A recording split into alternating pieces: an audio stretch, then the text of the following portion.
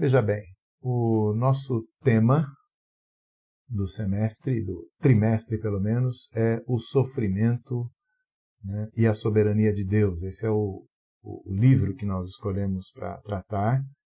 No começo da pandemia, lá em abril, né, nós decidimos, os professores e a superintendência, decidimos trabalhar esse tema a partir desse livro escrito pelo John Piper e outros.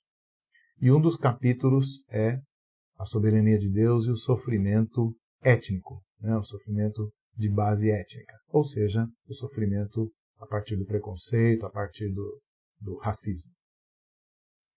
Bom, quis Deus, na sua providência, que na organização que nós fizemos do nosso currículo a respeito de uma visão bíblica do sofrimento, calhasse exatamente nessa semana esse tema e, claro, todos vocês estão acompanhando a forma como o tema do racismo voltou às primeiras páginas, voltou às manchetes a partir do caso lá da morte do George Floyd, né, que segundo alguns relatos, inclusive, era evangélico, era cristão evangélico, né, o que de alguma maneira faz com que a gente se solidarize ainda mais, né, duplamente, digamos assim, a respeito da situação, como a gente vai ver daqui a pouco, né?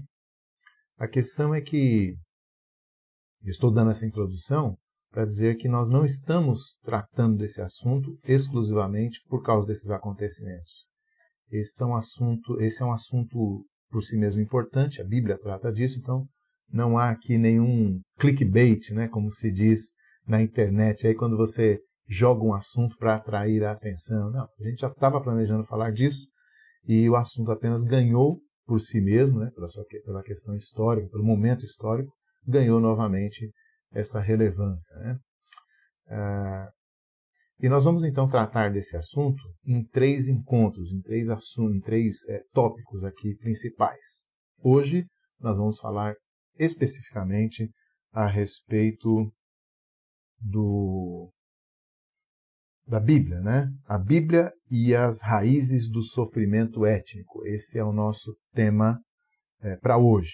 Então, como é que a Bíblia descreve o surgimento desse tipo de sofrimento específico que será o nosso tema hoje? Tá? O sofrimento étnico é um nome aí, talvez um nome mais bonito para a gente falar simplesmente de racismo, né? E das suas consequências. Na semana que vem nós vamos falar da história. Então hoje o nosso assunto é Bíblia, na semana que vem o nosso assunto será história. E nós vamos acompanhar como na história humana e na história da igreja essa questão tem sido desenvolvida, né? Então, por exemplo, a gente não vai conseguir falar hoje da escravidão, né, no Brasil, ou do apartheid na África, porque nós vamos deixar isso para o segundo encontro, onde o nosso enfoque vai ser histórico. Então, se você assistir o segundo sem assistir o primeiro, você vai falar assim, poxa, mas o pessoal não falou de Bíblia. Se você assistir só o primeiro e não assistir o segundo, você vai falar assim, o pessoal não falou da história, né?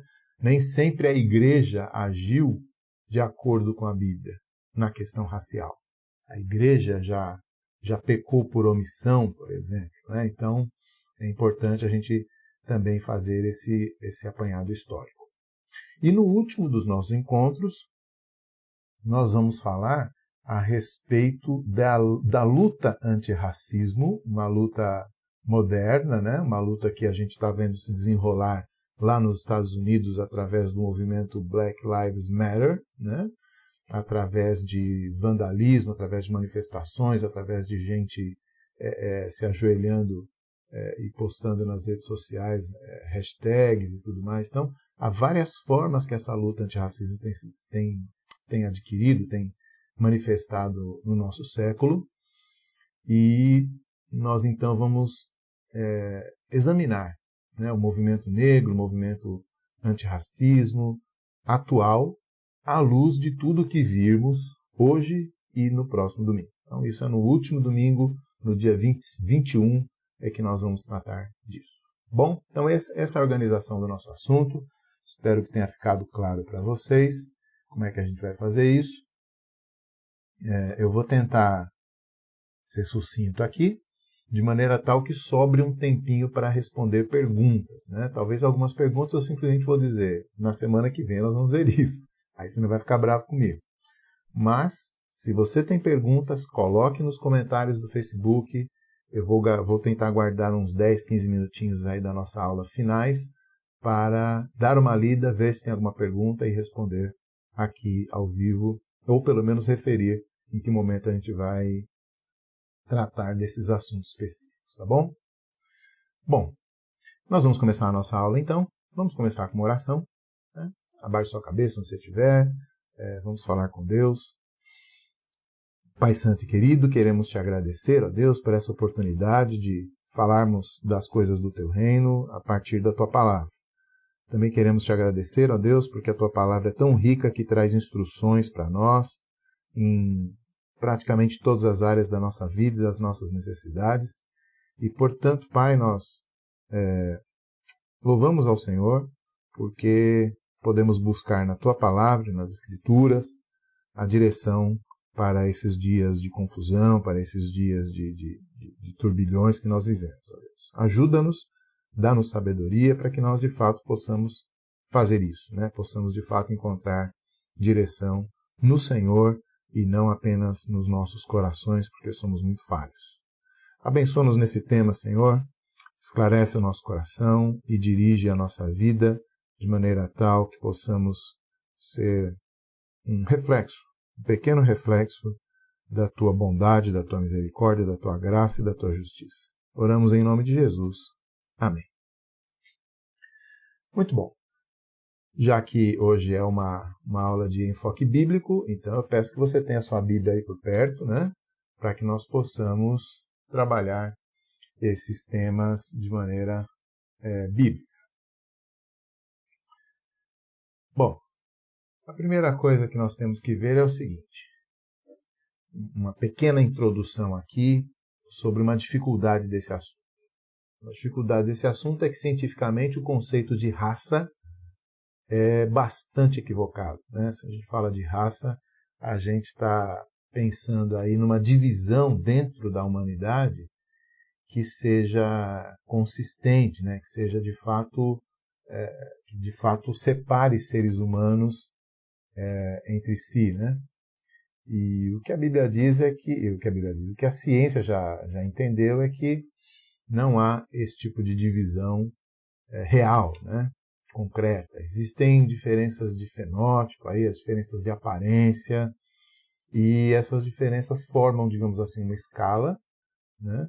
E dentro dessa escala você tem pessoas mais narigudas, até pessoas com narizinho, né, arrebitado, você tem pessoas mais orelhudas e menos orelhudas, tem pessoas mais brancas e menos brancas, tem pessoas mais amarelas e menos amarelas, pessoas mais altas e mais baixas, pessoas mais gordas e menos gordas. Então, esse espectro nunca vai ser possível traçar uma linha e dizer assim, isso aqui é uma coisa, isso aqui é outra, né? Ou pelo menos uma linha objetiva. Você pode achar uma coisa, mas, né? Por exemplo, o que era considerado um corpo saudável 20 anos atrás, hoje em dia já não é mais, a linha mudou. Mas não quer dizer que a linha agora é a verdadeira. De repente, daqui a 20 anos vão descobrir que tudo que a gente está pensando hoje em dia sobre corpo saudável não é verdade. Então, essas coisas são mutáveis, né? E assim também esse critério de raça, né? Onde que você traça a linha, né, divisória entre uma raça e outra, é muito subjetivo e a gente vai ver um pouquinho mais disso ali para frente, mas é importante a gente já distinguir isso. A gente está falando a gente vai mencionar aqui raça algumas vezes, mas é sempre dentro desse critério muito frágil, né? Não leve muito a sério esse negócio de raça, né? Alguém já disse que nós todos pertencemos à raça humana. Eu gosto disso. Já a existência de racismo na raça humana, isso é inegável, né? Ou seja, podemos tentar definir brevemente aqui racismo como a tendência, né, de estabelecer critérios a partir da aparência, dentro de alguns critérios aí subjetivos, como eu disse, mas a tentativa de estabelecer julgamentos de valor entre os diferentes grupos humanos. Isso sem dúvida alguma, a gente tem na história humana de maneira inegável. Então, se você não tem muita certeza sobre o que é raça, eu também não tenho, a gente tem alguma certeza a respeito da existência do racismo. Ainda que, como a gente vai ver mais para frente, o conceito de racismo em si também é meio controverso, né? O que entra em racismo e o que não entra também é possível se debater a respeito disso. Mas então o nosso propósito é falar a respeito da raiz dessas coisas, né? Da raiz. Então vamos tentar ir a fundo, né? Não apenas opiniões controversas, científicas, ou do senso comum, ou da mídia, mas vamos à Bíblia para ver a raiz disso tudo. E a raiz disso tudo está lá no livro de Gênesis, para variar. Eu amo o livro de Gênesis. Então vamos lá no livro de Gênesis, capítulo 1, 2, 3, aí 4, 6, vamos trabalhar com a raiz das coisas. Bom, dá um copo d'água para mim.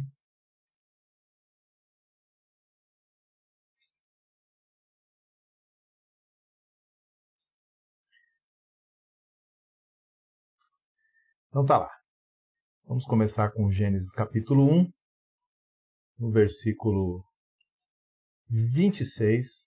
Tem um texto muito conhecido nosso e que é muito importante para nós desenvolvermos uma visão cristã a respeito da humanidade e, portanto, também a respeito do nosso tema, que é o racismo, né? Veja lá, Gênesis 1, 26. Também disse Deus, façamos o homem à nossa imagem, conforme a nossa semelhança, tenha ele domínio sobre os peixes do mar, sobre as aves dos céus, sobre os animais domésticos, sobre toda a terra e sobre todos os répteis que rastejam pela terra. Criou Deus, pois, o homem à sua imagem, a imagem de Deus o criou, homem e mulher os criou. E Deus abençoou e lhes disse, sede fecundos, multiplicai-vos, enchei a terra e sujeitai-a, dominai-a sobre os peixes do mar, sobre as aves do céu, sobre todo animal que rasteja pela terra. E disse Deus ainda, eis que vos tenho dado todas as aves que dão semente, se acham na superfície de toda a terra, e todas as árvores em que há fruto e que há semente, isso vos será por mantimento. Então é o relato aí da criação do ser humano, o primeiro relato da criação do ser humano.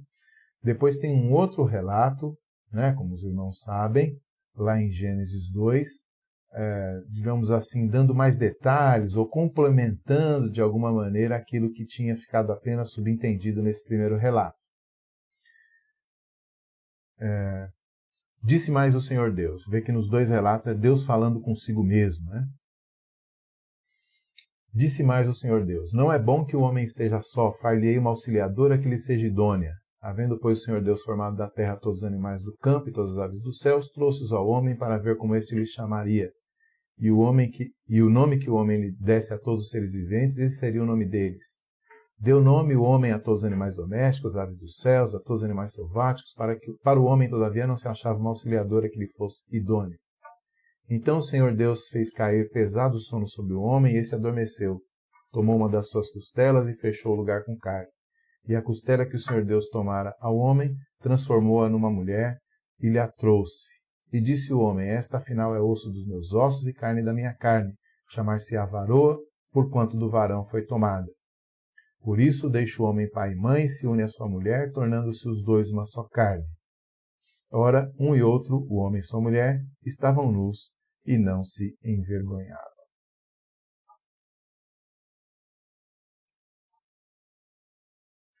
O que nós podemos ver nesse duplo relato da criação da humanidade é essencial.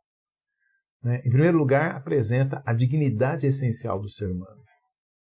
Esse é um conceito fundamental para pensarmos uma antropologia bíblica, né, e para pensarmos situações, questões modernas aí, das quais talvez a Bíblia não trate, por exemplo, né, como aborto, né? A Bíblia não trata extensivamente sobre uma série de assuntos modernos, né?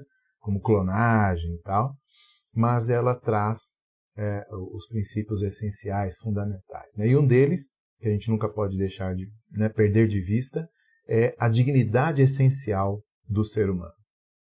A Bíblia afirma isso com uma expressão muito rica, muito profunda, que é: Deus fez o homem à sua imagem e semelhança. Na teologia, usa-se a expressão em latim imago Dei, né, imagem do homem, a imagem de Deus, para falar a respeito dessa dignidade do ser humano. O ser humano, não importa em que situação, não importa em que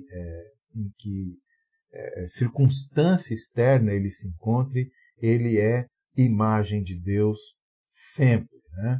Isso é tão importante na teologia bíblica que você veja essa expressão aparece depois em outras situações. Eu quero chamar a atenção lá para Gênesis 9:6, porque depois de ter destruído a humanidade, deixando apenas uma família sobrevivendo, né, através do dilúvio, Deus faz isso porque ele diz assim: olha, a humanidade não tem como dar certo esse negócio, né? É ruim demais, a violência, a maldade, a iniquidade é demais. Então, não tem como funcionar esse negócio aqui, vou resetar.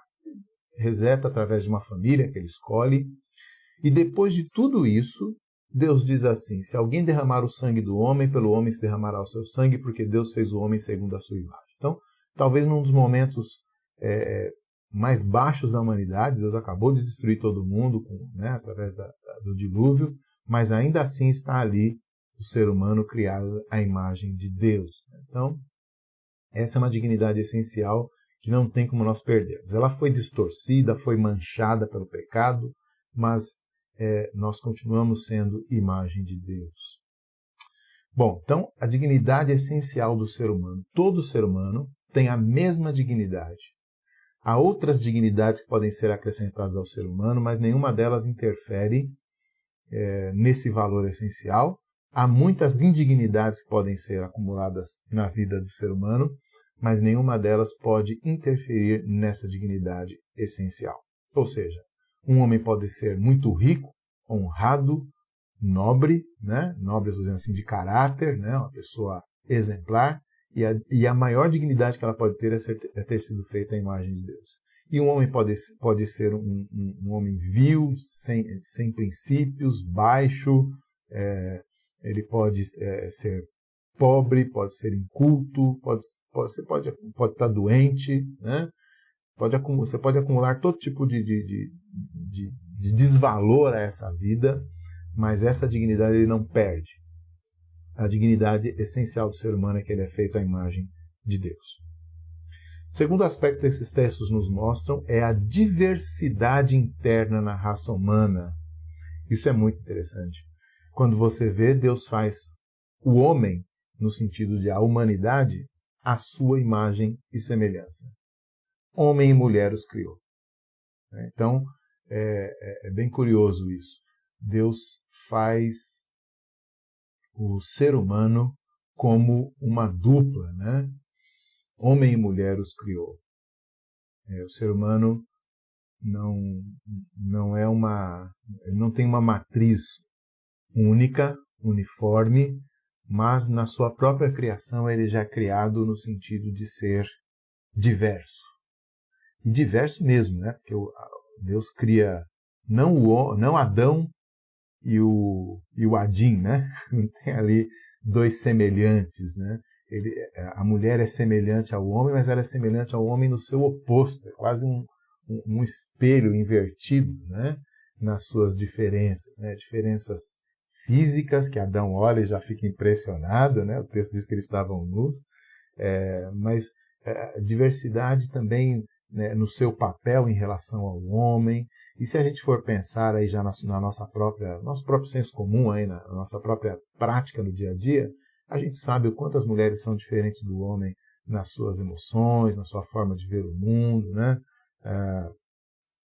Nas suas capacidades, nos seus dons, né? Somos muito diferentes, e Deus então traz essa diferença para dentro da humanidade, né? De uma maneira essencial. Homem e mulher os criou, e o texto ainda diz que a mulher foi feita para complementar o homem. Quer dizer, se ela tivesse as mesmas qualidades do homem, ela não faria o seu papel corretamente.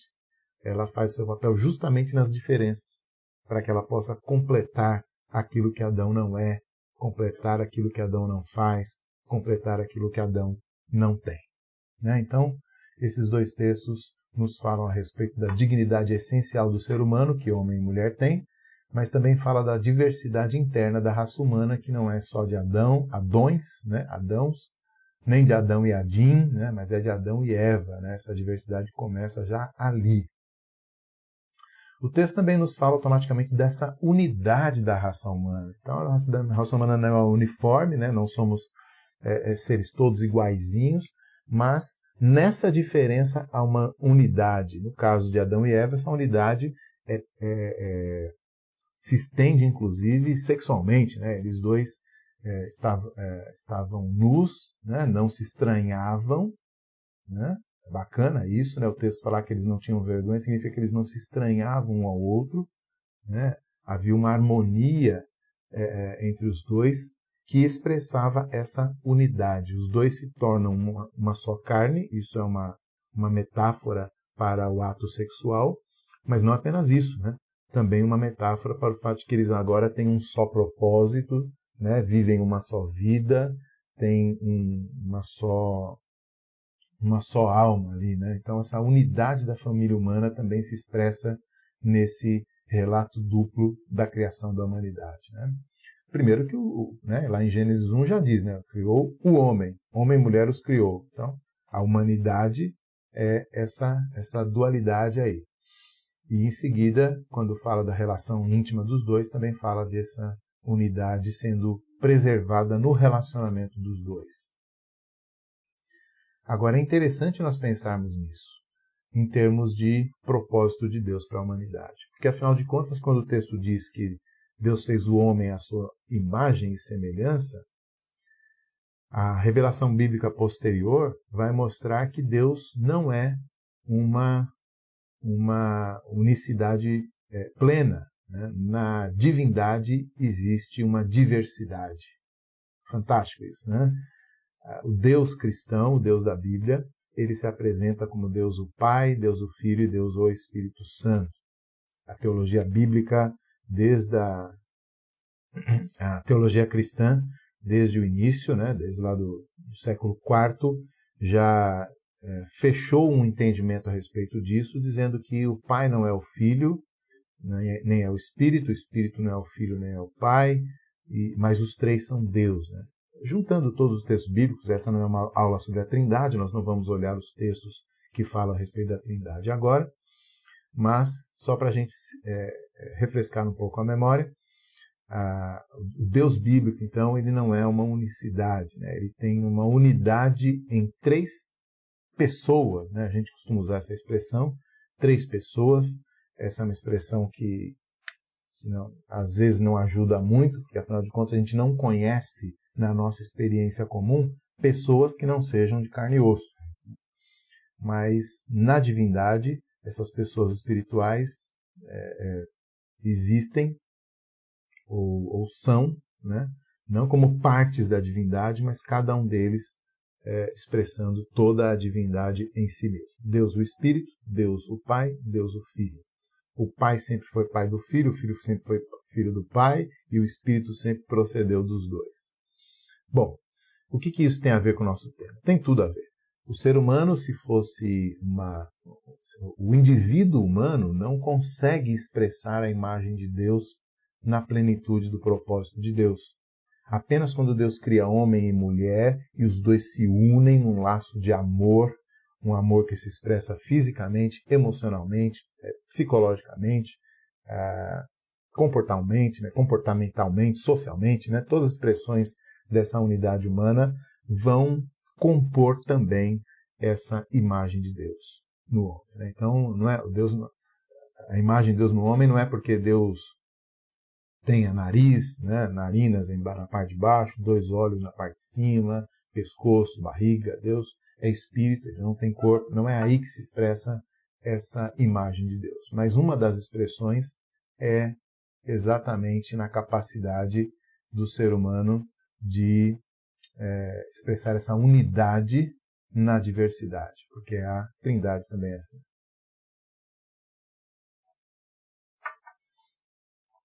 Uma outra expressão dessa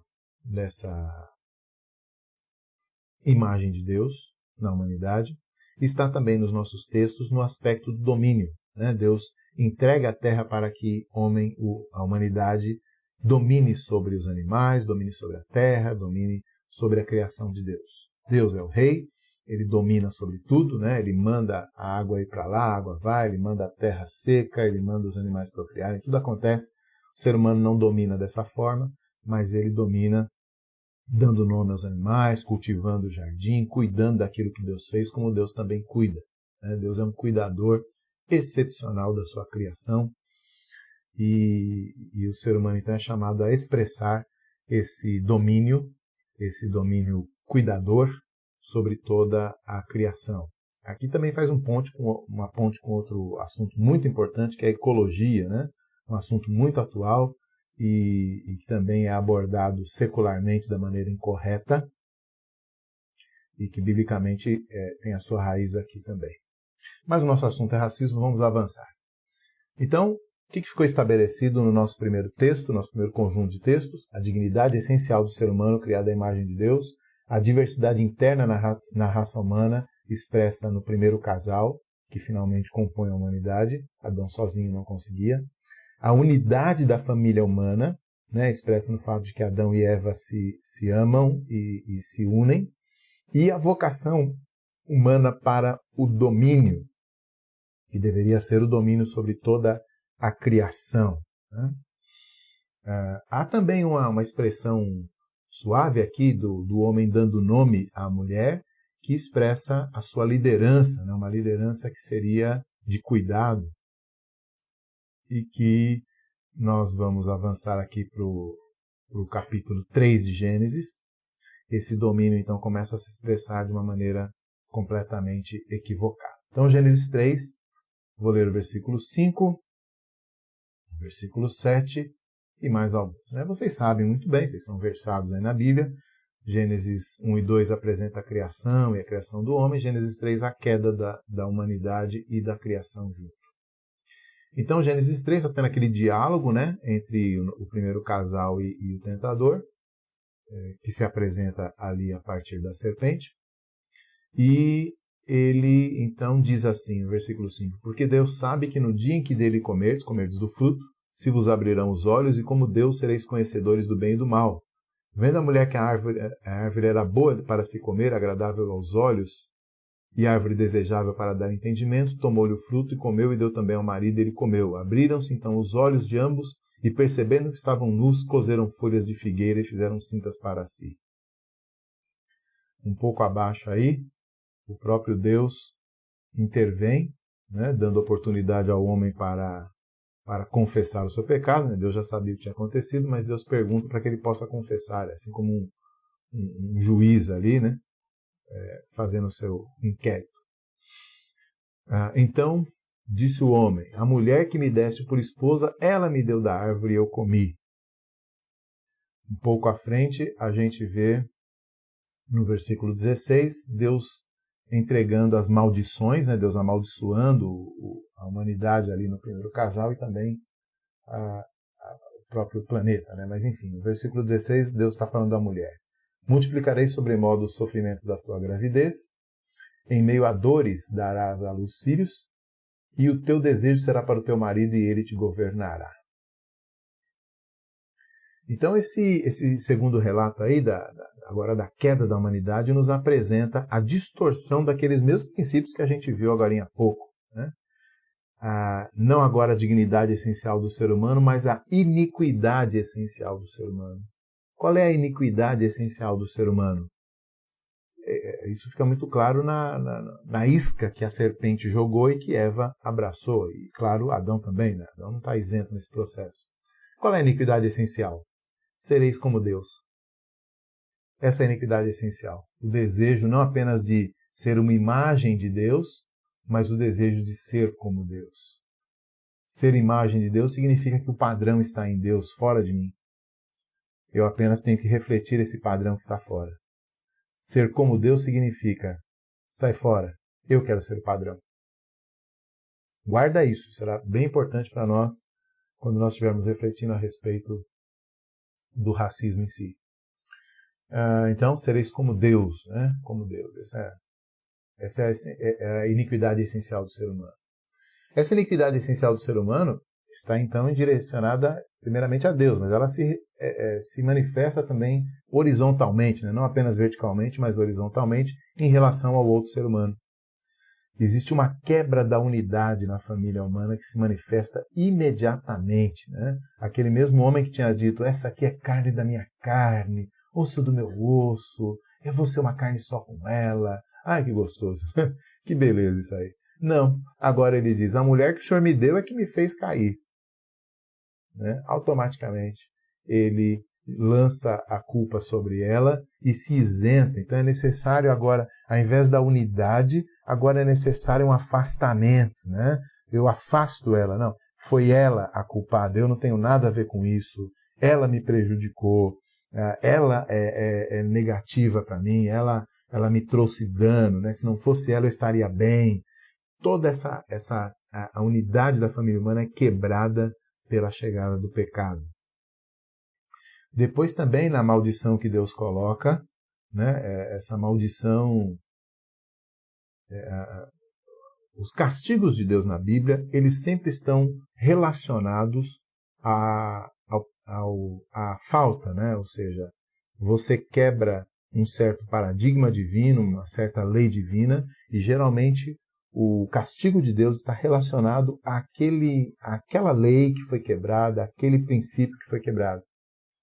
Então, por exemplo, uma forma de observar isso é quando nós vemos Isaías dizendo que aqueles que adoram ídolos serão semelhantes a eles.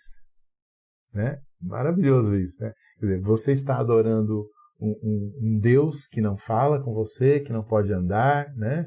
Que não ouve o que você está dizendo. Então, o que vai acontecer com você? Você vai ficar cego, você vai ficar surdo, você não vai conseguir ir para lugar nenhum. Claro, metaforicamente, né? O povo de Israel perdia a capacidade de ouvir a verdade porque estava indo atrás de deuses que não conseguiam ouvi-los. Né? Olha que interessante. Mas bem, então a questão aqui é que o castigo que Deus dá se reflete na própria... É um reflexo do próprio pecado, da própria iniciativa humana. Né? Então Adão e Eva queriam ser como Deus e agora eles vão manifestar aquele domínio que eles tinham acerca da humanidade, eles vão manifestar esse domínio entre eles mesmos. Então aquilo que era a unidade da raça humana agora vira a desigualdade da raça humana. O teu desejo será para o seu marido e ele te governará, né? Então, ao invés do homem agora governar sobre a humanidade junto com sua mulher, um vai tentar governar o outro. Né? Essa disputa entre seres humanos começa nesse exato momento. Então, a desigualdade acontece aqui. Aquela autoridade que Adão tinha agora vai ser usada não para beneficiar e cuidar da sua esposa e para dirigi-la em todo o bem, mas vai ser usada agora para feri-la, para subjugá-la, para humilhá-la, para abusar dela. Né? Quem dera ficar só com Adão, né? Mas a gente é muito filho de Adão em tudo isso. Então a dominação dos seres humanos também está aqui. Aquilo que a gente tinha visto como vocação do ser humano para o domínio, agora é uma dominação dos seres humanos por outros seres humanos. Tudo aí representado em Gênesis 3. Nosso próximo conjunto de... Então a gente viu como aquelas vocações e virtudes da criação do homem, né? A imagem, o domínio, a unidade e mesmo a diversidade, né, que aparecia ali em Adão e Eva, são distorcidos agora pelo pecado. O que falta nos ver? Uma expressão disso imediata. Gênesis 4. Nosso próximo conjunto de texto está em Gênesis 4. Veja só. Gênesis 4, também um texto muito conhecido, até quem não conhece a Bíblia conhece esse texto, que é, pelo menos em termos de relato geral, né, que é o primeiro homicídio ou o primeiro fratricídio, né, Caim mata Abel. Caim é o filho primogênito, é aquele de quem se esperava que viesse a ser aquele que Deus tinha dito, né, da descendência da mulher, que viria para acabar com a supremacia ali estabelecida pela serpente, mas ele se mostra, na verdade, um filho da serpente. Versículo 6. Tanto Caim quanto Abel apresentam ofertas a Deus. Deus se agrada da de Abel e não se agrada da de Caim. Então, caiu-se-lhe o semblante de Caim. Né? Então, ele se ira sobremaneira, está aqui no versículo 5, e descaiu-lhe o semblante. Então, essa ira de Caim sobre o seu irmão vai se manifestar em seguida. Deus ainda intervém, dizendo assim, mas por que o seu semblante, né? Por que você está com esse rosto transtornado? Por que você está cheio de ira contra o seu irmão? Se você proceder bem, você vai ser aceito. O que nos faz entender que Deus não aceitou a oferta de Caim, não por birra, mas porque já havia um procedimento errado em Caim. Então, interessante isso aí. Mas o fato é que a exortação de Deus não surte efeito. Disse Caim a Abel, versículo 8, do capítulo 4 de Gênesis. Disse Caim a Abel, seu irmão. Isso é importante, né? O Moisés já dá, olha o absurdo, ele está falando isso ao seu irmão. Disse Caim ao seu irmão, Abel. Vamos ao campo. Estando eles no campo, sucedeu que se levantou Caim contra Abel, seu irmão, de novo, né, seu irmão, e o matou. E aí então o Senhor de novo intervém. Disse o Senhor a Caim, onde está Abel, teu irmão? E Caim respondeu, não sei, acaso sou eu tutor do meu irmão? Quer dizer, desde quando eu tenho que ficar cuidando do meu irmão? Então veja, aqui nós já temos uma manifestação mais bem acabada daquilo que nós estamos elencando aí, né? Já há uma alienação do próximo. Se havia uma unidade do ser humano, né, dessa raça humana, né, dessa família humana, ela significava olhar o outro e ver alguém da minha família, olhar o outro e ver alguém semelhante a mim, né, olhar o outro na sua diversidade e ver alguém que é semelhante a mim. Mas o que acontece imediatamente é que Caim olha Abel e vê alguém totalmente outro. Alguém de quem ele não precisa cuidar, não é mais nem irmão, né? É interessante esse primeiro assassinato, porque não é de algum estranho que eu pegue na rua, né? Mas é do meu irmão. Isso apenas ressalta mais ainda a hediondiedade, né? Existe isso? Do crime. Então há uma alienação profunda. Imagine você, se eu não vejo como meu semelhante nem o meu irmão, quem é que eu vou ver como meu semelhante? Quem é da minha família senão o meu irmão? Ninguém mais, né? Qualquer um é tão diferente a ponto de que eu posso desumanizá-lo. Não é mais o meu irmão, é apenas aquele sobre quem eu me levanto e violento, né? Já está aqui também o abuso de poder, né? Se a gente tinha falado já da dominação do homem pelo homem, como um abuso daquela dominação do homem sobre a criação de Deus, agora já há um abuso do poder tremendo, né? A ponto de acabar com a vida do outro. Sucedeu que Caim se levantou contra o seu irmão e o matou. Né? Terrível, terrível. Isso também envolve uma desvalorização tremenda da vida humana. Né? A vida humana tem dignidade absoluta. Cada vida humana foi feita à imagem de Deus, nós já vimos. Agora, para Caim, a vida humana não vale nada. Eu posso me levantar e acabar com uma vida humana, não importa se ela foi criada à imagem e semelhança de Deus. A única coisa que importa agora é que o meu ódio, né, desumanizou essa pessoa. Né? É curioso que os dois trabalhavam em coisas diferentes. Né? Abel cuidava da criação, né, de animais, e era criador de animais, e Caim era um lavrador. Então, eles eram diferentes. Ok, não há problema nisso, já vimos. O problema acontece quando Caim vê nessa diferença um absoluto. Mais absoluto do que a semelhança. Você já não é mais meu irmão. Você é apenas aquele criador de animais que eu odeio. Então essa desumanização, essa desvalorização da vida e esse abuso de poder andam juntos. A família de Caim continua, tá? Um pouquinho abaixo aí, no versículo 19, está a descendência de Caim, né? Você lembra que Deus já tinha falado da descendência da serpente, né? Aí não pense você que ele está falando das cobrinhas, das serpentinhas por aí, não. Ele está falando de como essa semente do mal, chamada pecado, entrou na humanidade e fez com que aqueles que eram criaturas de Deus, feitas para servirem a Ele, seguirem a Ele e refletirem Ele, agora servem a Satanás, refletem a maldade de Satanás, né? E seguem os passos de Satanás, que foi homicida desde o princípio. É isso que acontece, né? Com Caim e com a sua descendência. Então, lá no versículo 19, diz: Lameque, que é um descendente de Caim, tomou para si 2 esposas. Lembra lá da dominação? Ele está exercendo a dominação do homem sobre a mulher já de uma maneira iníqua, abusiva, né? Aqui a gente podia tranquilamente fazer links também, né? Com a questão aí do machismo, né? Da dominação do homem da dominação da mulher pelo homem e assim por diante. Mas de volta aqui não é o nosso assunto. Lameque toma para si 2 esposas, mostrando o quanto ele já encampou a ideia de dominar o próximo, né? O quanto ele já é um representante daquilo que Deus falou que ia acontecer mesmo. E ele chega em casa, né? Ao invés de falar, querida, cheguei, né?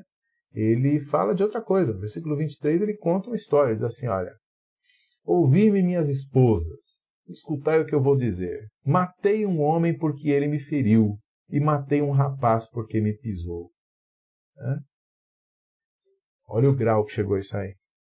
Então não é mais o meu irmão, não tem mais nome, né? Não é mais o Abel que eu matei, não é mais a Eva que eu vou dominar. Eu encontrei um sujeito lá, ele me feriu e eu matei. Chegou um rapaz lá, pisou no meu pé, né? Estava no ônibus, né? Alguém pisou no meu pé, eu já saquei o 38 e dei um tiro nele. Você vê que é aquela desumanização do diferente, né? Aquela alienação do próximo, que cada vez é menos próximo, né? Cada vez mais longe. Isso tudo está se concretizando aqui em Lameque, filho de Caim, mas tudo isso começou com a queda, né? Com Adão e Eva ali. E esse abuso de poder dele também refletem de maneira muito clara esse princípio que se instaurou, chamado pecado, né? Na humanidade. Bom, o texto bíblico vai seguir, essa é a raiz, ele vai seguir apresentando diversas vezes essa alienação do próximo, essa desumanização do diferente, essa desvalorização da vida humana e esse abuso de poder. Vai acontecer o tempo todo no texto bíblico. Nós vamos selecionar aqui alguns textos para ilustrar isso presentes no texto bíblico. Então, se você ainda dentro de Gênesis, você vai lá para Gênesis 6, um pouco antes do dilúvio, o texto diz que a humanidade havia multiplicado ali a sua maldade, né? E diz lá que haviam alguns chamados de gigantes, né? Que possuíram as filhas... havia alguns gigantes, né? Havia também alguns homens possuindo as filhas dos homens. Esses eram os valentes varões de renome da antiguidade. Então há todo um contexto aqui em que esse abuso de autoridade e essa desumanização do outro vai se recrudescendo aí, vai se manifestando também. Agora um exemplo interessante já é mais lá para frente em Gênesis 46, 34, né? Então você já tem em Gênesis, na história de José, você já tem o José sendo vendido como escravo, aí fazendo uma aproximação do nosso tema do racismo, né? Mas a escravidão nos tempos bíblicos era outra, já falo disso. Mas o fato é que José vai parar no Egito E quando ele finalmente consegue trazer para o Egito a sua família, ele dá uma dica para os seus irmãos, porque ele não quer que os seus irmãos, né, os seus irmãos se misturem com os egípcios, porque ele sabe das práticas dos egípcios, né, de como eles adoram outros deuses e tudo mais, e ele de alguma maneira pretende preservar o seu povo, né? E aí ele usa, lá em Gênesis 46, ele usa da própria cultura dos egípcios para conseguir esse distanciamento, para conseguir preservar então a cultura do seu povo.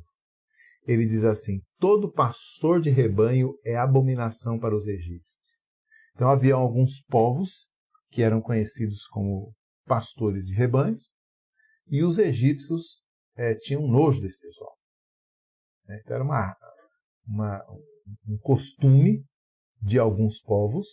Veja, não é só a atitude, não é só uma pessoa ir lá e pastorear, né?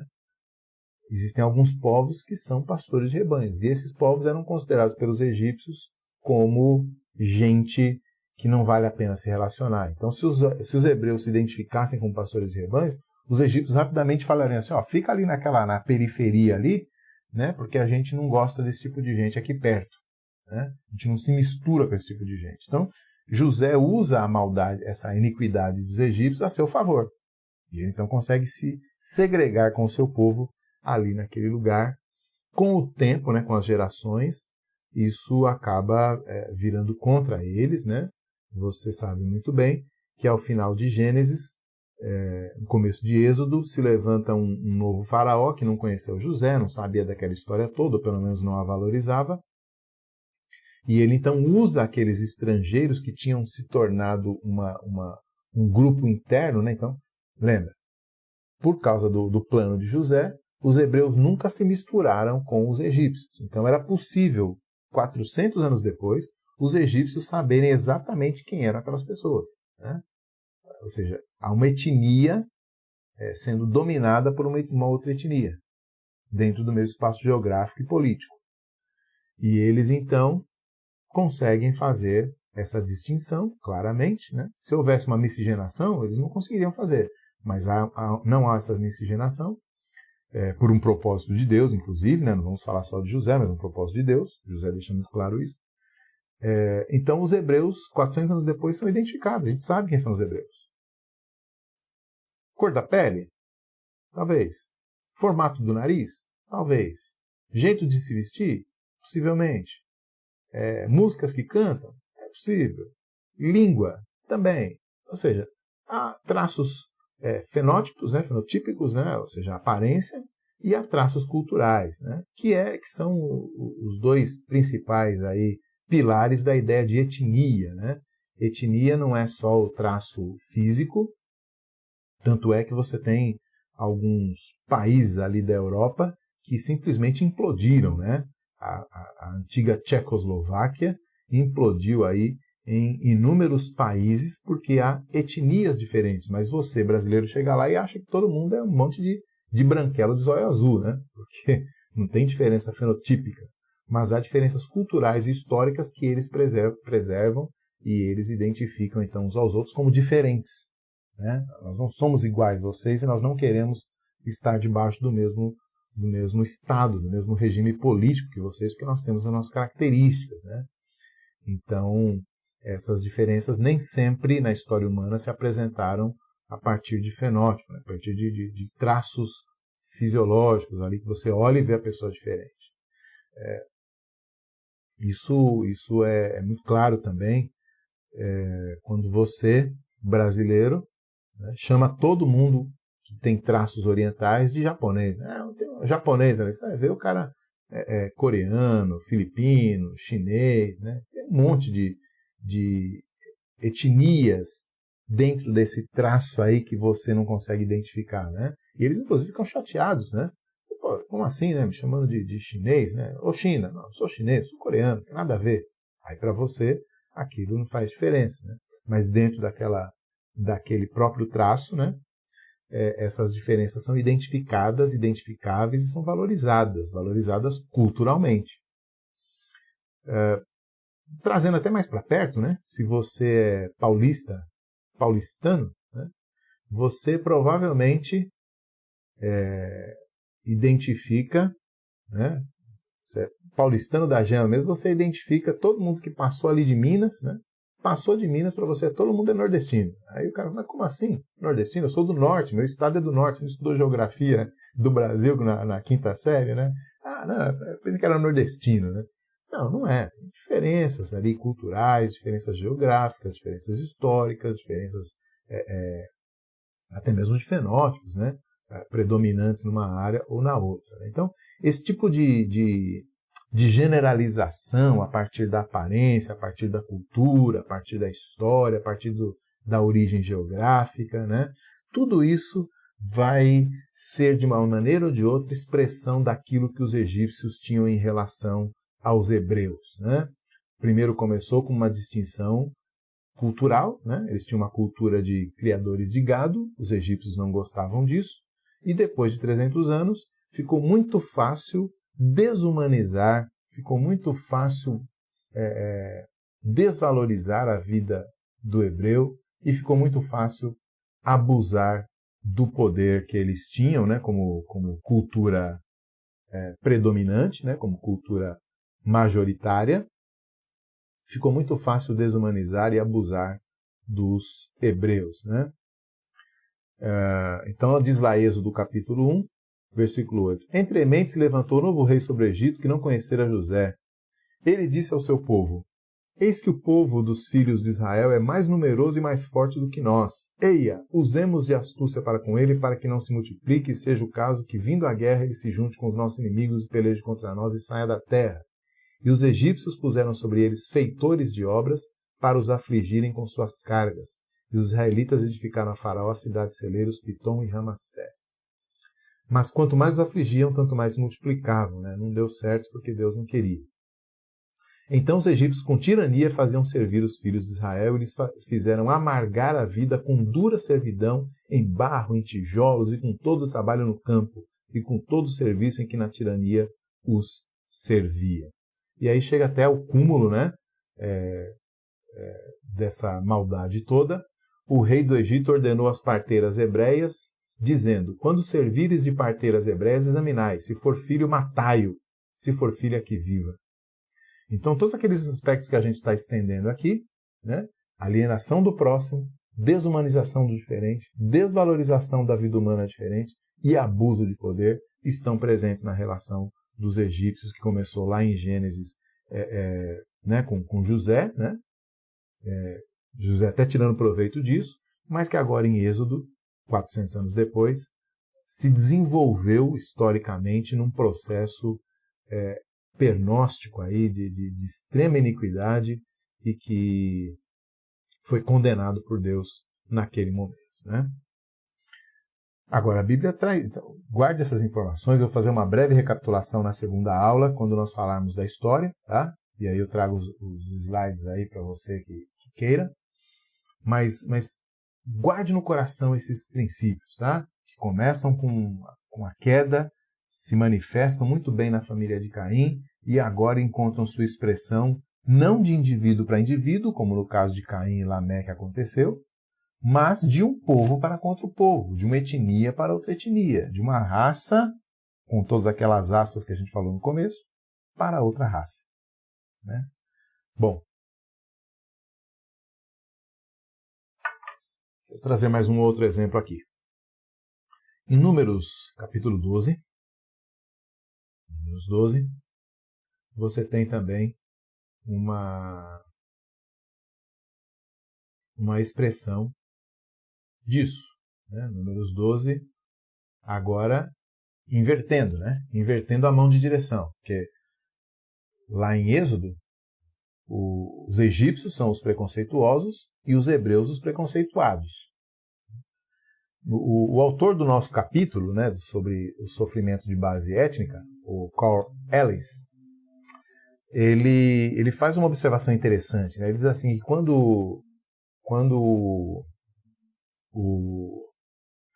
Moisés vê um soldado egípcio, lá, um feitor egípcio, espancando um hebreu, né, com quem ele se identificava sendo hebreu também, ele sabia da sua história, ele vai lá e acaba matando, não sei se num acesso de ira, quem sabe até mesmo um assassinato culposo e não doloso, não sabemos, né, não temos os detalhes, mas o fato é que ele acaba matando o soldado egípcio. E aí depois ele vê dois hebreus discutindo e ele tenta interferir. Fala, pô, vocês são, né, como é que vocês ficam discutindo um com o outro aí? Vocês deveriam preservar a sua unidade, né? Já que vocês são iguais. E aí o hebreu fala assim, mas você quando matou o egípcio lá, quem é você para vir falar conosco? Está querendo me matar como você fez com o egípcio? Então, aquele hebreu estava dizendo mais ou menos o seguinte, olha, você também não é um dos nossos. Que interessante. Apesar de você ter o fenótipo nosso, você é de outra cultura, você é de outra classe social, né? Então houve outras divisões aí possíveis de serem feitas, né, que estão sendo feitas nesse momento. E o nosso autor lá, do capítulo, ele sugere que para o hebreu, o fato de quem estava dando bronca nele ser um outro hebreu, desqualificava aquele hebreu para dar bronca nele. Quer dizer, o hebreu, na interpretação do Carl Ellis, ele até aceitaria levar bronca de um egípcio, porque o egípcio é uma raça superior. Mas um hebreu vir falar assim comigo? Ah, tá de brincadeira? Isso é bastante interessante, né? É uma sugestão, né? O texto não é claro a respeito disso, mas é uma sugestão bastante interessante.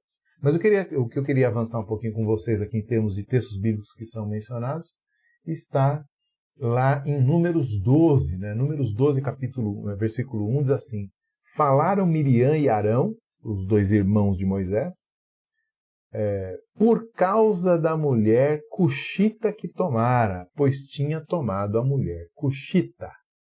Né? Mulher cuxita. Cuxi é uma região que é mencionada muitas vezes na Bíblia, né? E a gente não sabe exatamente, né, o que significam todas as denominações, né, os lugares aí que a Bíblia fala, né?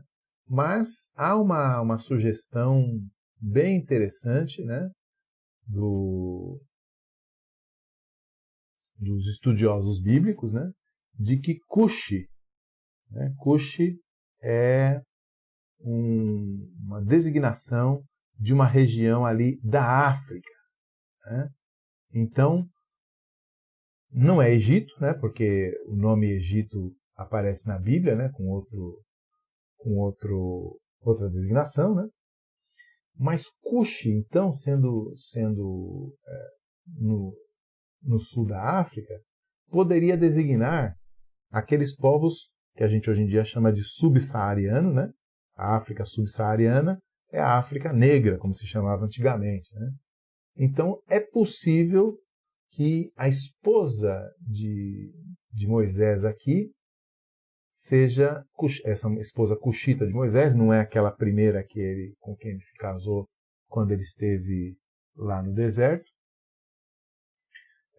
mas uma segunda esposa, cuxita, poderia ser uma esposa negra. O que justificaria, né, que Miriam e Arão, que explicaria, né, essa fala de Miriam e Arão contra Moisés. Não é a única explicação possível. Eles poderiam apenas estar dizendo assim, olha, ele pegou uma estrangeira. Né? Está errado. A gente tem que casar entre nós aqui e Moisés está errado. Pode ser.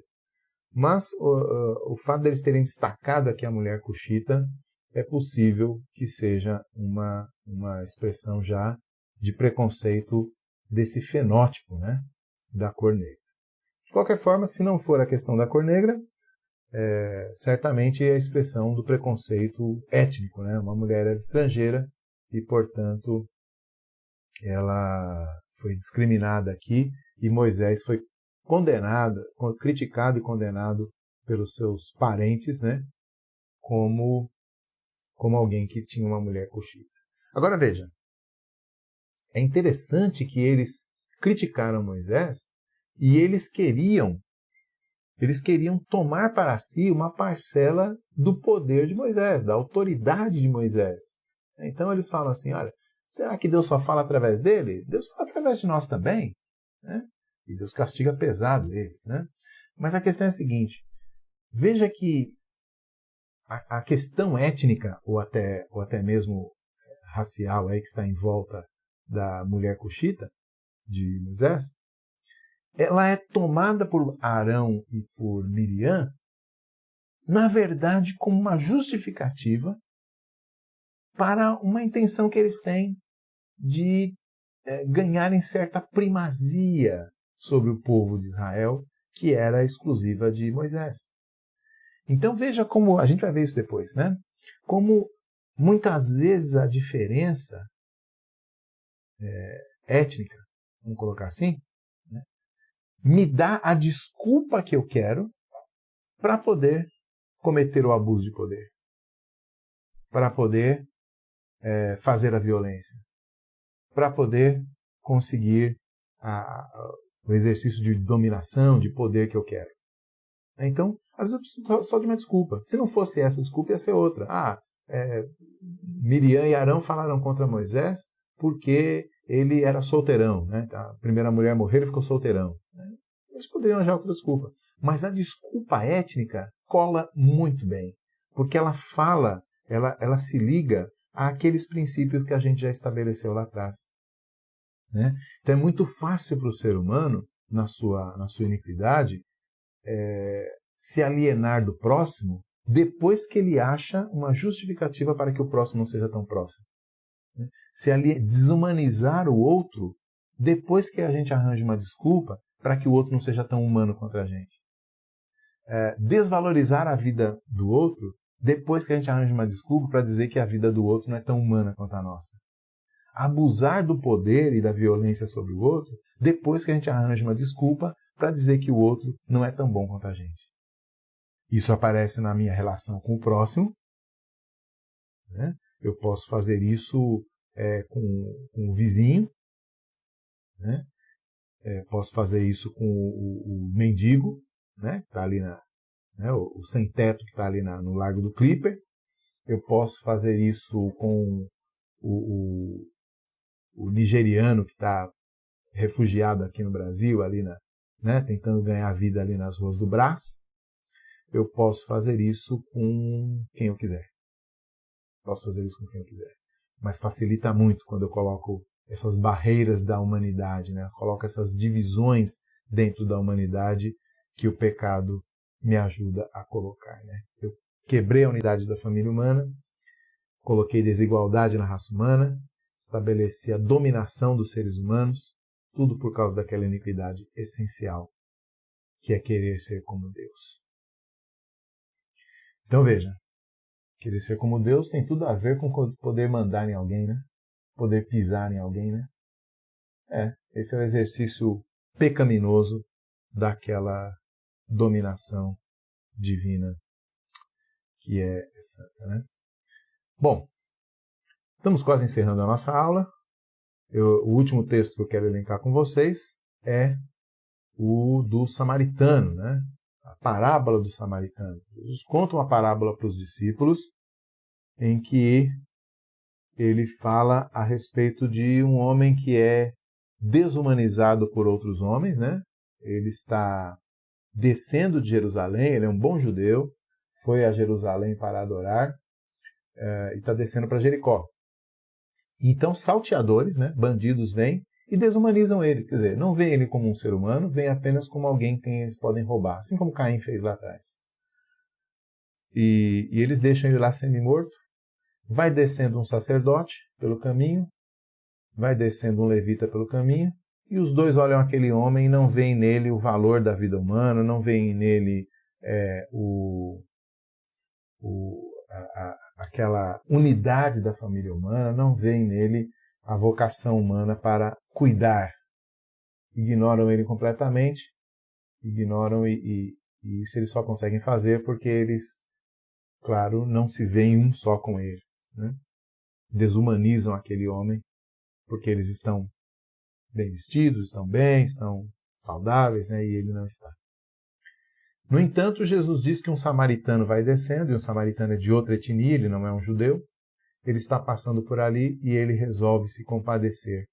Ele não permite que a sua diferença étnica o aliene do próximo, desumanize o que é judeu, desvalorize a vida daquele que está caído no chão e não permite que aquilo se transforme em um abuso de poder, mas pelo contrário, ele domina, ele exerce aquela capacidade de domínio para servir o outro, né? Ele oferece o seu animal, né? Oferece o seu dinheiro, né, para bancar ali, oferece o seu óleo para curar as suas feridas. Então, esse é o princípio. Só quis terminar com esse texto, a gente vai ter que voltar nele, né? Eu ainda não expliquei o que é o samaritano, né? Não deu tempo hoje, mas quis deixar esse texto para a gente terminar de uma maneira positiva, né?